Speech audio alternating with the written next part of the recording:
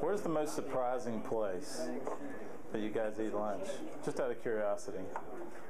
Give me someplace weird. El Cabritos, man. El Cabritos? That is a nasty. Well, I'm not going to say it. Yeah. Brian, come on in. Hey, it's all the tacos you can eat. Speaking in here. We're just waiting on you.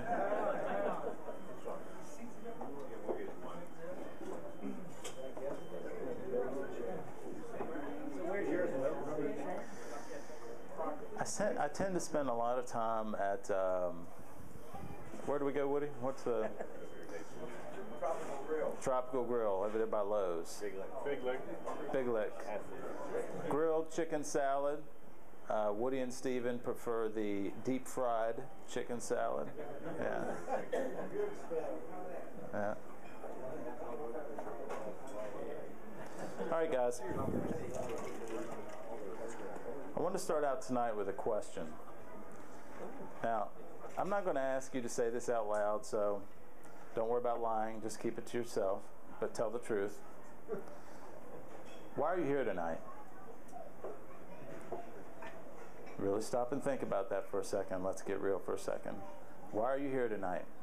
You see, if I was to kind of project and guess about why you guys are here tonight, there's some of you here tonight that are still trying to figure out what this God thing looks like.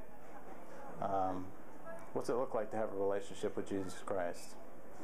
There are others of you here who just got baptized this weekend. You're on fire. You're running towards God, and you can't wait to hear what the conversations are going to be tonight. There's others of you here who your life is upside down right now.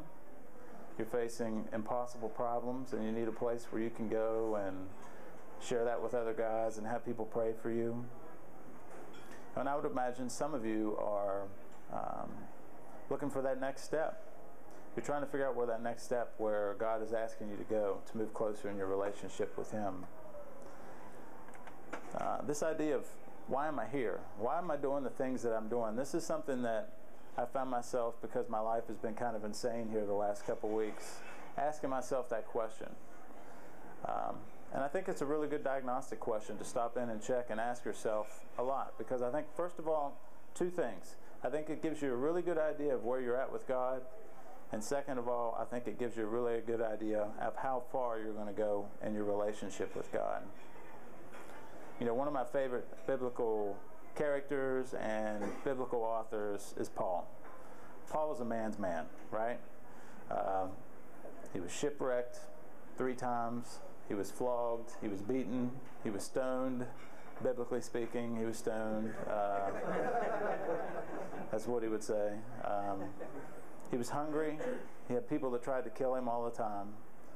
He was cold. He was tired. He spent one night just drifting at sea. So when I think about Paul, I think about, now here's a guy. Well, first of all, I think about Paul, I think if it came down to a fist fight between him and me, I think he could take me. So I respect that. But I also think that because of the life that he had and the places that he ended up, that was probably a question that Paul asked himself from time to time. Why am I doing what I'm doing? Why am I here? And I read a verse that he wrote this week, and I've read it countless times again and again, but I saw something different in it this week.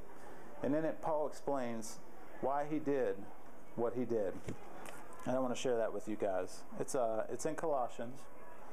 But this is what he says. He says, "So we tell others about Christ, warning everyone and teaching everyone with all the wisdom God has given us.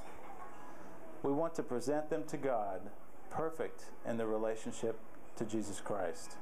This is why I work and struggle so hard, depending on Christ's mighty power that works within me." As I read that today, I thought about it, and I thought, you know, Will, a lot of times the reason I struggle when I work so hard is so I can stand before God perfect in my relationship with Jesus Christ. That's not what Paul said. Paul didn't use the word I at all. Paul didn't even say we. Paul said the reason I suffer, the reason I struggle, is to present them to God, perfect in their relationship to Jesus Christ. Paul had an outwardly otherly relationship with Jesus Christ, based on the relationships with others. If Paul was in this room tonight and I asked him, Paul, why are you here? He'd look around the room at all you guys and he'd say, I'm here so that the rest of these guys can stand before God perfect in their relationship with Jesus Christ. That's what he'd say. So let me ask you a question again. Why are you here? You see, it's time for a little brutal honesty here, guys. I've been in this group for about 4 years now. Somewhere around there, I don't know, I kind of lost track of time. I'm getting old. But I've observed some things. And what I've observed is, right now, some of you guys are coming in, Jeff, Brian, you guys have just given your life to Christ, and you show up to these groups, and man, every night you come to the table, you're learning something new. You're like sponges, and you look forward to it, and you're just soaking it up. And keep showing up, and it's an honor to have you here. And I love having you here. Your passion is one of the big reasons that I show up here. But there's some other groups here that I want to address right now. There comes a point in this relationship, in this group, where all of a sudden you start to realize, I've answered this question before.